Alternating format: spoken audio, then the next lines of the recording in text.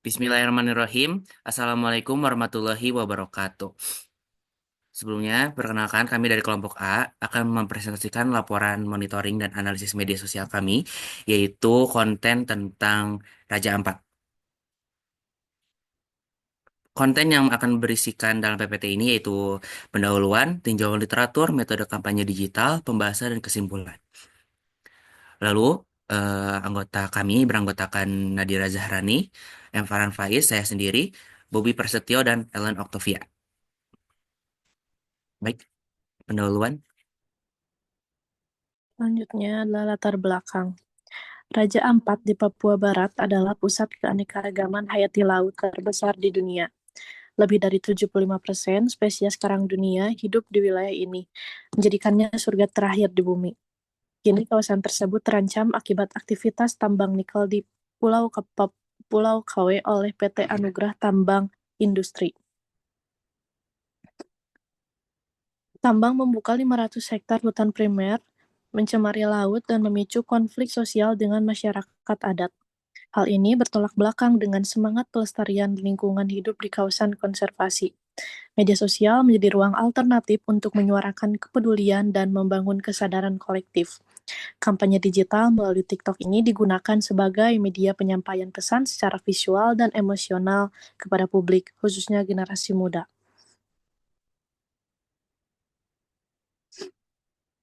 Next. Selanjutnya, tujuan kampanye digital.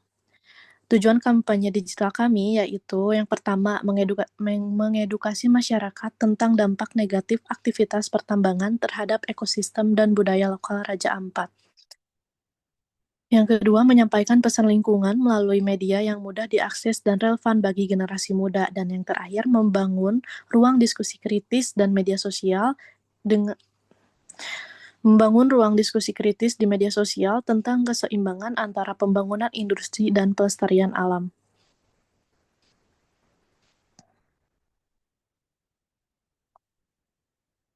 Selanjutnya, manfaat kampanye digital. Yang pertama, manfaat bagi publik, yaitu meningkatkan kesadaran lingkungan dan mendorong literasi isu sosial melalui konten kreatif. Selanjutnya, bagi pemerintah, yaitu menjadi bentuk aspirasi dan tekanan publik terhadap kebijakan yang mempengaruhi lingkungan hidup. Selanjutnya, bagi akademisi dan mahasiswa, menjadi sarana implementasi ilmu komunikasi untuk memecahkan masalah nyata secara digital. Dan bagi komunitas lokal mendapat dukungan moral dan solidaritas dari masyarakat luar yang peduli terhadap keberlangsungan lingkungan dan budaya mereka.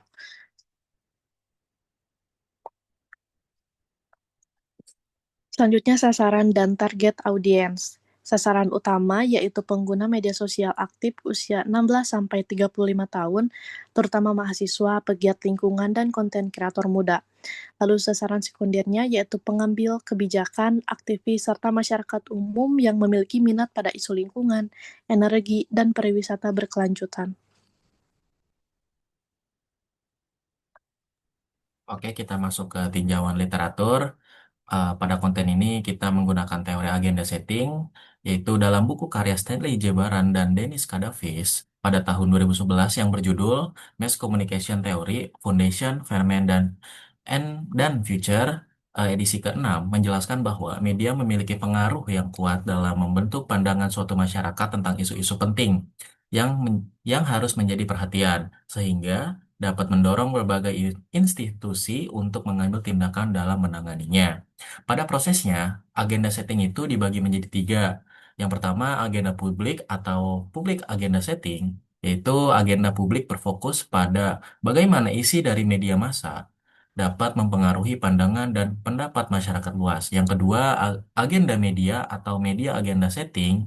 Agenda media merujuk pada kajian yang menyoroti bagaimana media membentuk isu melalui proses seleksi, penekanan, dan pembingkaian informasi dalam pemerintahannya.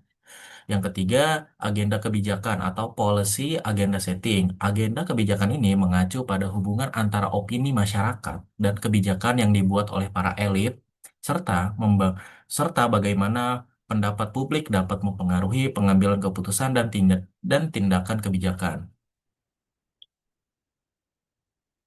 Selanjutnya, TikTok sebagai sarana kampanye digital. TikTok menggunakan sistem rekomendasi berbasis machine learning yang mendorong konten dengan tingkat interaksi atau like, share, komen yang tinggi. Hal ini memungkinkan pesan kampanye lingkungan yang kita bikin mencapai audiens luas tanpa bergantung pada pengikut awal atau organic reach. Menurut penelitian Kaseng pada tahun 2024, dia mengatakan kampanye digital melalui platform TikTok dinilai lebih efektif dalam mengkomunikasikan urgensi suatu isu dibanding dengan iklan konvensional karena mampu membangkitkan respon emosional audiens secara lebih mendalam. Sebagian besar pengguna TikTok juga berasal dari generasi Z dan milenial, kelompok yang paling aktif dalam isu lingkungan dan keadilan iklim atau climate justice. Kemudian selanjutnya untuk metode kampanye sendiri, eh, yang pertama media yang dipilih seperti yang sudah disampaikan, mungkin kelompok A ini atau kami memilih TikTok gitu ya sebagai platform untuk upload dan share kontennya. Mungkin kenapa memilih TikTok karena memiliki potensi viral yang cukup tinggi dan cukup relevan atau mungkin sangat relevan gitu ya dengan target audiens yaitu anak muda dan pengguna aktif media sosial. Kemudian juga TikTok ini mendukung format storytelling pendek yang interaktif sehingga cocok untuk konten informatif sekaligus provokatif di mana itu menjadi salah satu tujuan kita ketika membuat konten.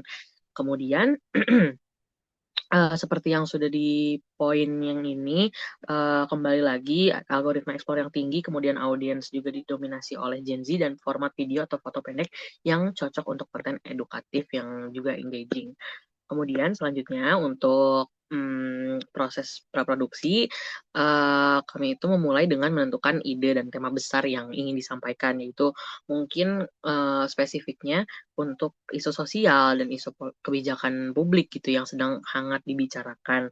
Kemudian dari sana kami membagi ide tersebut menjadi 3 konten berbeda dengan pendekatan yang cukup bervariasi, mulai dari perbandingan kebijakan, informasi fakta, hingga analisis kritis. Kemudian setiap konten juga melalui tahap riset yang cukup singkat dan kemudian juga penyusunan alur naratif dan memilih gaya penyampaian akan seperti apa. Apakah akan berbentuk dialog visual atau bagaimana. Kemudian kami juga menyusun daftar kebutuhan ya, teknis seperti footage, kemudian editing serta tone visual agar kontennya ini tuh konsisten dari segi estetika dan pesan yang dibawa. Nah, kemudian di tahap atau proses pasca produksi ini kita itu mengedit ya pure di TikTok gitu, baik untuk teksnya dan musiknya, kemudian juga durasinya mengikuti sound yang memang sedang viral, memang sedang naik gitu ya karena mengejar engagement dan reach yang cukup tinggi. Kemudian dari desainnya sendiri dirasa cukup eye catching dan menarik gitu ya untuk dikaji, kemudian juga dibaca lebih lanjut oleh audiens dan posting ataupun publikasinya ini di jam prime time TikTok dan cukup terbagi sih ya, ada konten yang kami post di siang hari, kemudian ada juga konten yang kami post pada malam hari. Kemudian yang terakhir untuk monitoring dan analisisnya, setelah diunggah kami itu pasti melakukan monitoring terhadap performa masing-masing konten, di mana parameter yang diamati itu antara lain adalah views-nya, kemudian likes dan komentar, serta jumlah share. Kami juga memperhatikan sentimen komentarnya seperti apa, kemudian tren interaksinya bagaimana, serta konten apa yang menghasilkan diskusi publik paling aktif di antara ketiganya. Kemudian hasilnya kami menemukan bahwasannya konten yang memuat opini kuat dan gaya penyampaian yang cukup lugas itu cenderung lebih menarik perhatian, sehingga monitoring ini memberi insight penting untuk pengembangan konten selanjutnya agar tetap relevan dan engaging.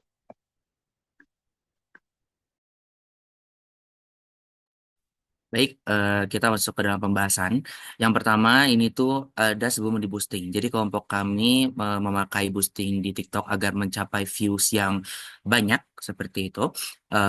Bisa dilihat dalam gambarnya, yaitu ada post views yang berisikan 1.222. Lalu photos view yaitu 1,5/2. Lalu total playtime di 2 jam 7 menit 15 detik dan new followersnya 0. Lalu untuk demografisnya sendiri yaitu terbagi menjadi 45% pria, 53% perempuan, dan 2% lagi others. Lalu untuk dominan usianya sendiri, dominan di usia 18 sampai 24 sebesar 61%, dan 25 sampai 34 yaitu sebesar 30%. Dan untuk location sendiri mayoritas berasal dari Indonesia. Lalu untuk traffic source sendiri paling banyak dari For You atau FYP, For Your Page, yaitu 87,1%, diikuti search sebanyak 7,4%, dan personal profile 4,4%. Lalu untuk search queries sendiri masih memiliki traffic rendah sehingga informasi belum tersedia. Lalu untuk engagement, belum ada data spesifik mengenai top word used in comments atau jumlah likes yang ditampilkan di awal. Baik, kita masuk ke sesudah di boosting. Sebelumnya kelompok kami memakai boosting selama 1 hari penuh dengan dana sekitar 100.000, dan dana 100.000 itu menghasilkan views yang tadinya cuma 1.000 views doang, tapi sekarang menambah menjadi 28.000 views, dan dari likes yang hanya 100 likes, sekarang meningkat menjadi 7.481 likes. Dan dipenuhi oleh komentar juga yang dimana sebelum di boosting, komentarnya hanya sedikit, dan setelah di boosting komentarnya menjadi 81 komentar begitu.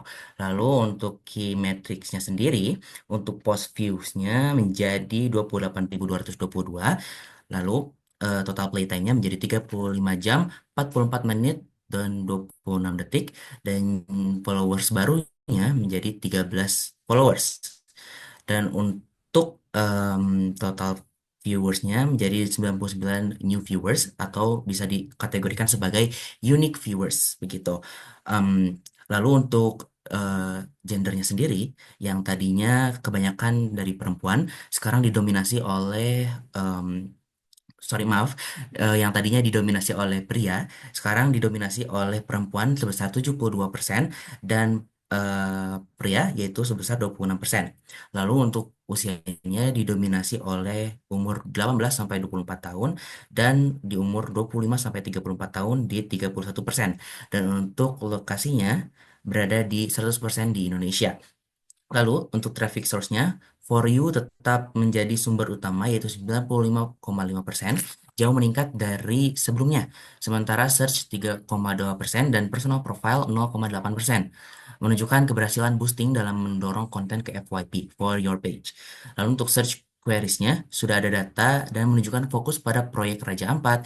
Lalu mengapa disebut Raja Ampat, ancaman industri nikel dari Raja Ampat, dan siapa sebenarnya proyek dari Raja Ampat itu.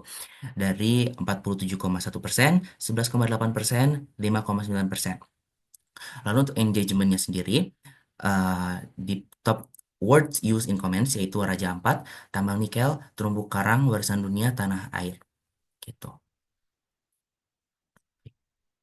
Selanjutnya, konten yang kami ambil yaitu dari isu yang sedang tren saat ini, yaitu tambang nikel yang di Raja Ampat dikeruk demi baterai begitu. Karena saat ini isu ini sedang hangat di sosial media, jadi kami mengambil kampanye ini yaitu hashtag debat sehat gitu. Jadi kami membuat konten ini sebagai suatu wadah eh, bagi apa ya untuk mengutarakan pendapatnya begitu. Lalu kita ada banyak sekali hashtag, yaitu hashtag debat sehat, hashtag kebijakan publik, hashtag isu sosial, hashtag anak muda bersuara, hashtag Raja Ampat, hashtag tambang nikel, dan Indonesia, hashtag Indonesia. Lalu untuk analisis sentimennya, di sini merupakan suatu sebagian dari komentar yang banyak dari 81 komentar itu, yang kami ambil 5 komentar, di mana terdapat sentimen negatif, di mana mungkin komentar-komentar ini bersifat negatif karena em, bertentangan dengan isu atau bertentangan dengan kebijakan yang ada di dalam tulisan sebagai tambang nikel begitu. Jadi lihat ini yang orang-orang tidak setuju dengan ada kebijakan tambang nikel di Raja Ampat begitu. Sih, benar. Ulang aja. Baik, konten mengenai tambang nikel masuk Raja Ampat awalnya memiliki jangkauan terbatas dengan interaksi rendah dan belum menonjol di platform digital. Setelah dilakukan boosting, terjadi lonjakan signifikan dalam jumlah penayangan, durasi tonton, dan interaksi pengguna. Algoritma media secara aktif mempromosikan isu ini yang menunjukkan keberhasilan dalam agenda media setting. Dari sisi publik, peningkatan jumlah penonton dan pencarian topik menunjukkan bahwa masyarakat mulai memperhatikan, mendiskusikan, dan membentuk opini terkait isu tersebut, yang mencerminkan keberhasilan agenda public setting, di mana perhatian publik terbentuk akibat tekanan media.